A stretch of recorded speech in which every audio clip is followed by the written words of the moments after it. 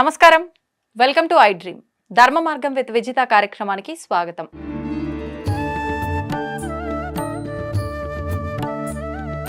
ప్రస్తుతం మనతో పాటు ఉన్నారు ప్రముఖ జ్యోతిష వాస్తు పండితులు బ్రహ్మశ్రీ అన్నవరపు తిరుపతి మూర్తి అవధాని గారు. ఇప్పుడు వారితో మాట్లాడదాం.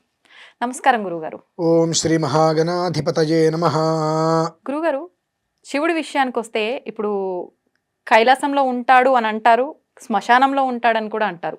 అసలు నిజంగా శివుడు శ్మశానంలో ఎందుకు ఉంటాడు? మరి శ్మశానంలో ఉంటే కైలాసంలో ఉన్నది ఎవరు? అది నిజమా అబద్ధమా? ఎందుకు ఉంటాడు అసలు శ్మశానంలో?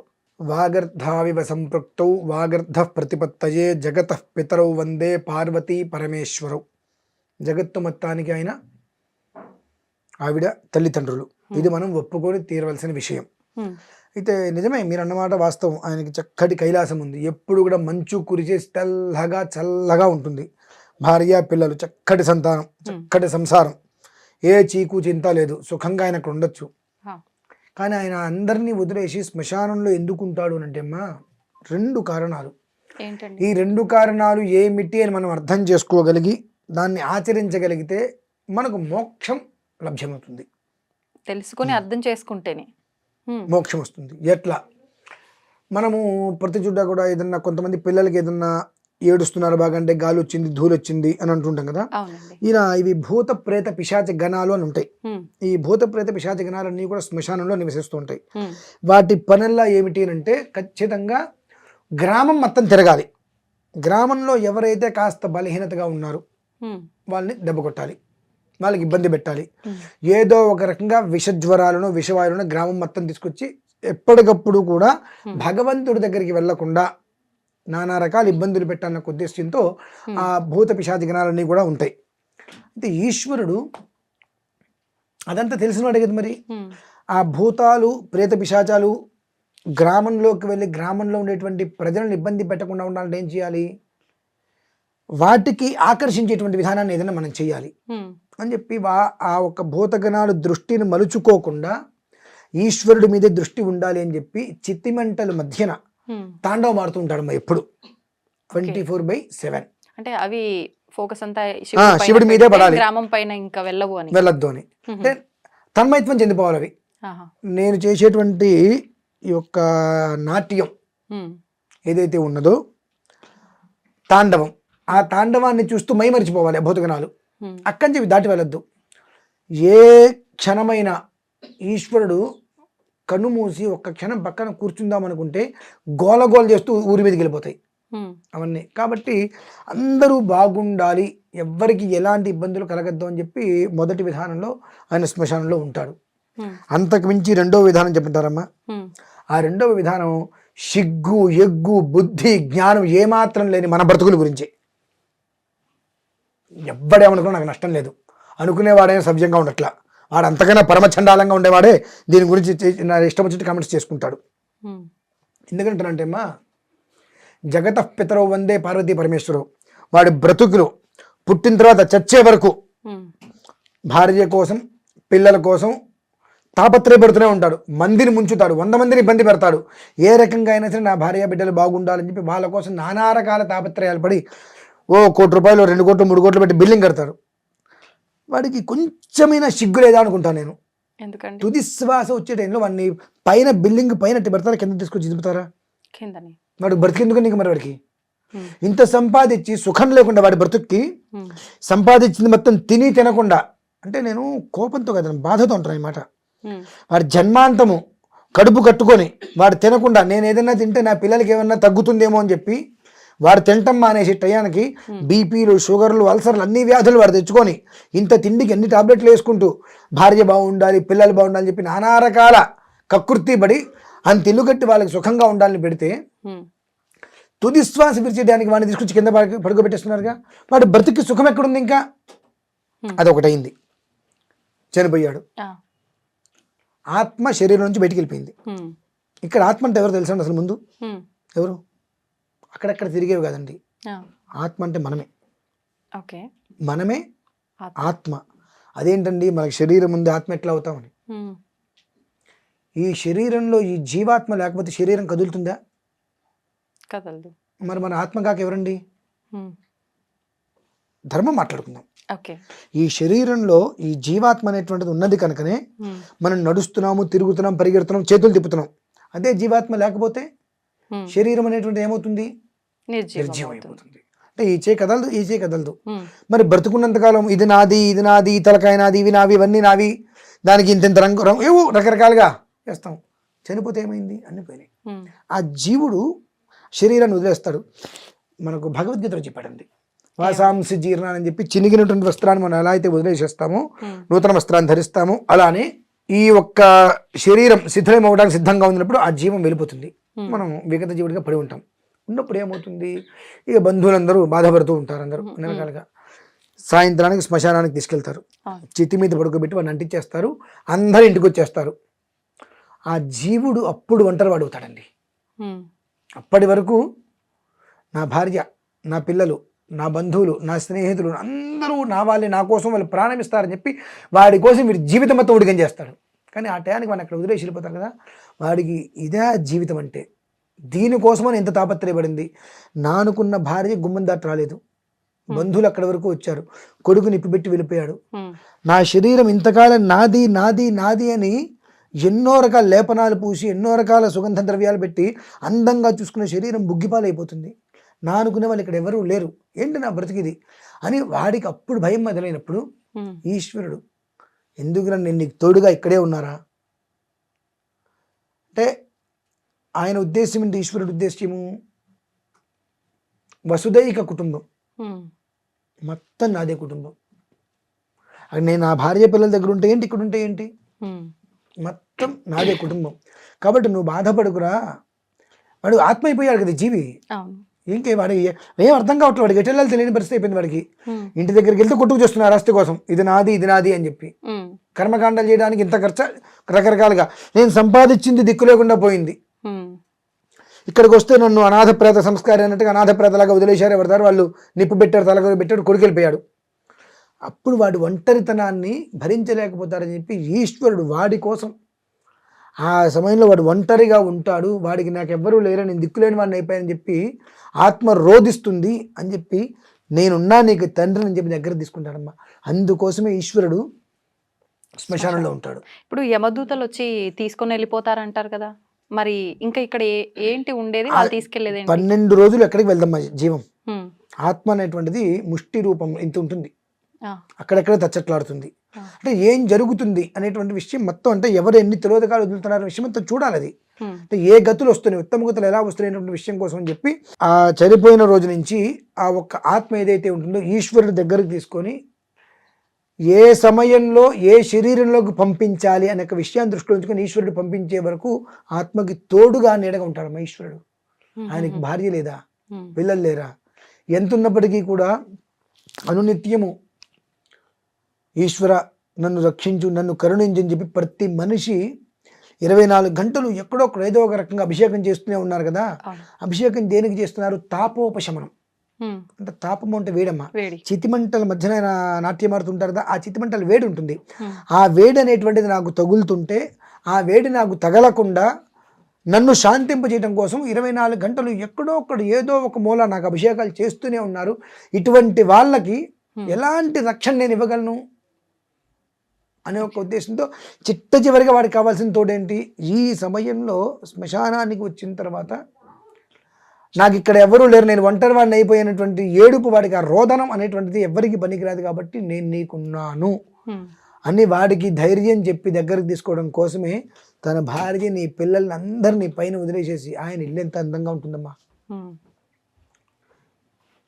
ఎప్పుడు చాలా పౌర్ణమి వెన్నెలు అంటారు చూసారండి, 10,000 కోట్ల పౌర్ణమి వెన్నెలు వస్తే ఎలా ఉంటుంది, అంత కాంతి. ఎలా తెలుస్తుంది గురుగారు? ఇప్పుడు అదేం భూలోకంలో లేదు కదా, మనం వెళ్ళి చూసొచ్చి చెప్పడానికి అక్కర్లేదమ్మా. కేదార్నాథ్ వెళ్తారు మీరు ఎప్పుడైనా? టీవీలో కూడా చూడండి, ఆ మంచు మొత్తం పరిచేస్తుంది. మరి మంచు మొత్తం పరిచేసినప్పుడు కేదార్నాథ్ జనాలు ఎందుకు వెళ్ళనివ్వట్లేదమ్మా? భూమి మీద ఏది ఉంది అంటే కైలాసం భూమి మీద లేదు కాబట్టి మీరు చక్కటి ప్రశ్న అడిగారు, చాలా గొప్పగా, చాలా బాగుంది, అద్భుతం. అది మరి కైలాసం భూమి మీద లేదు కదండి, అది ఎలా తెలుస్తుంది? భూమి మీద ఉన్నటువంటి కేదార్నాథ్ 6 నెలలు తెరుచుంటుంది, 6 నెలలు మూసేస్తారు, మొత్తం మంచు కప్పేస్తున్నప్పుడు ఎందుకు వెళ్ళట్లేదు? మరి భూమి మీదే ఉందిగా. అంటే భూమి మీద వెళ్ళడానికి మనకు దిక్కులేదు, ఎక్కడో ఆకాశం ఎలా కనిపిస్తుందమ్మా మనకు? అది విషయం. అంటే ఏదైనప్పటికీ కూడా ఒక విధానాన్ని తెలుసుకునే గమనం ఉంటుంది. ఈశ్వరుడు అక్కడ ఎందుకు ఉన్నాడంటే అంతా వదిలేసి ఈ జీవుడి కోసం. కనుక మనం జీవితంలో చెయ్యవలసింది ఏదైనా ఉందా అంటే మనము మన తర్వాత తరాలు శివుడి యొక్క రుణాన్ని తీర్చుకోవాలమ్మా. దీనికి మీకు ఒక చిన్న కథ చెప్పి నేను ముగిచ్చేస్తాను, టైం ఉందంటే. ఒక సన్యాసి ఒక ఊరికి వచ్చాడు. ఊరికి వచ్చి ఒక శివాలయంలో కాలకృత్యాలు తీర్చుకొని శివాలయం దగ్గర కూర్చున్నాడు. ఆ ఊరిలో ఒక పెద్ద ఆయన్ని చూసి ఇంటికి భోజనానికి పిలిచాడు. భోజనం చేసిన తర్వాత బయట మాట్లాడుకుంటుంటే, మహానుభావ, మీకు ఎలాంటి కష్ట సుఖాలు లేవు, మోక్ష మార్గాన్ని మీరు అన్వేషించారు, ఆ మోక్ష మార్గం గురించి నాకు కూడా చెప్పండి అయ్యా అని. సరే, నీ కుటుంబాన్ని వదిలేసి నాతో వచ్చేసి నీకు మోక్షాన్ని నేను చూపిస్తా అంటాడు. అబ్బే, నాకు ఈ మొన్న మధ్యనే పెళ్ళైంది, చిన్న పిల్లలు, నేను ఎట్లా వస్తాను? ఓకే, మరలా కొంతకాలానికి వస్తాడు, పిల్లలు కాస్త పెద్దవాళ్ళు అవుతారు, ఇప్పుడు రావయ్య మోక్షాన్ని ఇస్తా అంటారు. ఇది జాగ్రత్తగా అర్థం చేసుకోవాలమ్మా ఈ విషయాన్ని. అబ్బే, పిల్లలకి పెళ్లి కాలేదంటాడు, మరలా వస్తాడు, పెళ్ళి అవుతుంది, పెళ్ళయింది కదయ్యా నువ్వు వచ్చే మోక్షాన్ని ఇస్తా. అబ్బే లేదండి, వాళ్ళకి ఇంకా సంతానం లేదండి అంటారు. అయిపోయింది. మరలా వస్తాడు, ఈసారి ఇతనికి విసుగు వస్తుంది, మొహం మండ ఎన్నిసార్లు రమ్మంటాడు నన్ను, నాకు నేనే నీలాగా బైరాగినా ఏంటి, నాకు ఇల్లు కొంప గోడు లేకుండా రోడ్డు మీద నీలాగా తిరుగుతున్నానా, నాకు భార్య పిల్లలు సంసారం అదంతా ఉంది, ఇప్పుడు రాని తర్వాత వస్తా అంటాడు. నీ కర్మ, నీకు ఎవరు చేయగలిగేది లేదు, ఆయన వెళ్ళిపోతాడు. కొంతకాలం తర్వాత వస్తే ఆయన చనిపోతాడు. ఆ పిల్లలు ఆయన్ని చూసి నాన్నగారు ఉన్నప్పుడు ఎంతో మర్యాదగా ఇంట్లోకి భోజనం పెట్టేవారని చెప్పి ఇంటికి పిలుస్తారు. ఆ ఇంట్లోకి వెళ్తుండగా ఇంటి ఎదురుకుండా ఒక చెట్టు ఉంటుంది. ఆ చెట్టును చూస్తారు, చెట్టు కింద ఒక కుక్క ఉంటుంది అనుకుంటూ కుక్కను చూస్తాడు. ఆహా, ఈ యజమాని చనిపోయింది, అయినా రాను రాను అన్న చనిపోయిన వ్యక్తి కుక్కగా అక్కడ ఉన్నాడు, కుక్కగా చెట్టు కింద ఉన్నాడు. సరే, ఆయన భోజనం చేశాడు, ఇష్టాసలాపం మాట్లాడాడు. వెళ్తూ ఆ చెట్టు దగ్గరికి వెళ్ళి, ఏమయ్యా, ఇప్పటికీ నీ కాపీరం పోలేదా, నీ ఆశ చచ్చిపోలేదా, నువ్వు చచ్చిపోయావు, నీ ఆశ చచ్చిపోలేదు, ఎప్పటికైనా రా, నీకు మోక్షాన్ని ఇస్తా అంటాడు. లేదండి, నేను సంపాదించిన సంపాదన మొత్తం కూడా ఈ చెట్టు కింద నేను దాచా, మట్టి కప్పేశా, అది దొంగలు ఎత్తుకుపోకుండా నేను ఇక్కడ కాపలా ఉన్నాను, నా పిల్లలకి ఆస్తి అందిన తర్వాత నేను మోక్షం ఎత్తుకుంటాను, నీ కర్మ అనుభవించు అంటాడు. మళ్ళీ కొంతకాలానికి వస్తాడు, ఆ కుక్క చనిపోతుంది, అక్కడ పాము వస్తుంది. ఏమయ్యా ఇది అంటే, నా బిడ్డలకి సంబంధించిన ఆస్తి అంతా ఇక్కడే ఉంది, వేరొకడు ఇక్కడికి రాకుండా నేను పాముగా ఉండి కాపాడుతున్నా అంటాడు. నీకు కర్మ ప్రారంధం ఎలా ఉందో ఇప్పుడే చూపిస్తా అంటాడు ఆయన. కర్మ ప్రారంధం నీకు ఎలా పట్టిందో నీకు మోక్షం ఇస్తానయ్యా అంటే ఇంతవరకు రాకుండా ఎట్లా? ఇద్దరు మనుషులు ఉన్నారమ్మా, ఒకడు సముద్రం దగ్గర ఉన్నాడు, అలలు వస్తున్నాయి. అడిగారు, ఏమయ్యా పొద్దు నుంచి సాయంత్రం వరకు ఇక్కడే నిలబడ్డావు, స్నానం చేయలేదు ఏంటంటే? అలలు తగ్గాక స్నానం చేస్తా అన్నట్టు ఒకడు. ఎప్పటికి తగ్గుతాయి? ఇంకొకటి ఏంటి, కాస్త భగవద్ ధ్యానం చేసుకోవయ్యా అనగానే నా ఒక సంసారంలో బాధ్యతలు మొత్తం తీరిపోయింది తీసుకుంటానట. ఇక వాడికి సంసారంలో బాధ్యత వీడికి స్నానము కాదు. అలానే నేను ఇప్పుడే చూపిస్తాను నీకు అని అంటాడు ఆయన. ఏంటి, నా పిల్లల ఆస్తి తీసుకునే వరకు నేను కాపలాగానే ఉన్నాను అని చెప్పి ఆ పాము రూపంలో ఉన్నటువంటి అతను అంటాడు. ఈయన ఇంటికి వెళ్ళి, ఏమయ్యా ఎందుకు నువ్వు రోజు అట్టే చూస్తున్నావు అంటే, మొన్నటి వరకు అక్కడ ఒక కుక్క ఉండేదండి, ఆ కుక్క చనిపోయింది, ఇప్పుడు ఆ కుక్క ప్లేస్లో పాము వచ్చింది, అక్కడ ఏముందని నాకు అర్థం కావట్లేదు అంటే, దాని కింద డబ్బులు ఉన్నాయి, సిరి సంపదలు ఉన్నాయి. అసలు విషయం చెప్పకూడదు కదా. అవును, మీ నాన్న పాము రూపంలో వచ్చాడంటే వీళ్ళు ఒప్పుకుంటారా? ఒప్పుకోరు. కర్మ ప్రారంధం ఇది కూడా. మీ నాన్న పాము రూపంలో వచ్చాడంటే వీళ్ళు ఒప్పుకోరు. కాబట్టి అక్కడ మణిహారాలు ఆస్తి మొత్తం అక్కడ ఉందయ్యా, దానికి ఆ పాము కాపలాగా ఉంది అని చెప్తాడు. వీళ్ళు వెళ్తారు, కర్ర తీసుకెళ్తారు, పాముని కొట్టి చంపేస్తారు. ఆ పాము ఏంటి, పిల్లలు వస్తుంటే, ఆహా ఆ సన్యాసి చెప్పాడు ఇక్కడ డబ్బు ఉందని చెప్పి, నా పిల్లలు తీసుకోవడానికి వస్తున్నారని చెప్పి పడగ విప్పి ఆనందంగా చూస్తుంది అది వాళ్ళని. ఇది బుస కొడుతుందని దాన్ని చంపేస్తారు, నెత్తి మీద కూడా పాము చచ్చిపోతుంది. సొంత పిల్లల చేతిలోనే ఆఖరికి. ఏంటంటే మనకు కొంత సమయం తర్వాత కొన్ని వదిలేయాలమ్మా. వదిలేకుండా పట్టు కూర్చుంటామంటే ఇలాంటి విధానం వస్తుంది. అంటే దీన్ని అనుసరించి మనకు ఎందుకు ప్రతి చోట మోక్షం భగవద్ ధ్యానం చేయండి అని అంటారంటే, కొంత సమయం తర్వాత కొన్నిటిని మనం విడిచేయాలి. విడచకపోతే మనకు చివరికి అధోగతి అలానే పడుతుంది. అంటే వచ్చే మోక్షాన్ని కూడా మనం ఎవ్వరు ఎంత చెప్పినా ఆ మోక్షాన్ని కూడా పొందలేని స్థితి. ఆ పొందలేని స్టేజీలో కూడా నువ్వు చనిపోతే నీ ఆత్మని భగవంతుడి దగ్గర తీసుకొని నీకు మోక్షాన్ని ఇస్తాడమ్మా. అయినా మనం చేసుకున్న కర్మలు ఎన్నో ఉంటాయి కదా గురుగారు, అవన్నీ తీరకుండా మోక్షం ఎలా పొందుతారు? ఎందుకు భగవంతుడు ఆయన అలా అడిగాడు? ఆయన ఏ కర్మలు చేసుకోలేదా, పాపం గాని పుణ్యం గాని? ఎవరమ్మా? ఇప్పుడు మామూలుగా మనం జనరల్గా మాట్లాడుకునేటప్పుడు మనం ఏదైతే జన్మ తీసుకున్నామో అది ఒక పర్పస్ మీద వస్తాం. గత జన్మలో చేసుకున్న పాపమో పుణ్యమో ఏదో ఒకటి ఉంది, దాన్ని ఇప్పుడు ఈ జన్మలో తగ్గించుకోవడం కోసం ఆ పాపాన్ని అవన్నీ క్లియర్ చేసుకుని మోక్షం పొందుతామని అంటారు. మరి ఇప్పుడు ఆయన పాముగా కుక్కగా ఇలా పుట్టాడు, ఆయనకి ప్రతిసారి భగవంతుడు వచ్చి నీకు మోక్షము నేను తీసుకెళ్లిపోతా స్వర్గానికి ఇలా చెప్తున్నాడు. ఆయన ఖాతాలో ఏది లేదా? పాప పుణ్యాలు ఈ కర్మలన్నీ కూడా వచ్చే యోగ్యత లేదు, పుచ్చుకున్న యోగ్యత లేదు. ఎందుకంటే మనిషి 3 రుణాలతో వస్తాడమ్మా. దేవర్షి పితృరుణం, ఈ 3 తీర్చేసుకుంటాడు. ఈ 3 తీర్చుకోగలిగితే వాడికి మోక్ష మార్గమే. కానీ ఆ పుచ్చుకున్న అర్హత ఉండాలిగా, ఆ అర్హత లేదు ఆయనకి. కాబట్టి ఎన్నిసార్లు వచ్చి నీకు మోక్షాన్ని ఇస్తానప్పటికీ కూడా రాలేదు, పుచ్చుకోలేకపోయాడు. అది చనిపోయిన తర్వాత ఇవన్నీ గుర్తు తెచ్చుకొని కుళ్ళి ఏడుస్తున్నప్పుడు నువ్వు ఎందుకురా ఏడుస్తావు? నువ్వు భూమి మీదకి వచ్చినటువంటి 3 కారణాలు అయితే అయినాయి, కానీ నువ్వు ఈ యొక్క మోహం నాది అనేటువంటిది దాని మీద ఉండిపోయి ఆ పాశాన్ని వదులుకోలేకపోయావు.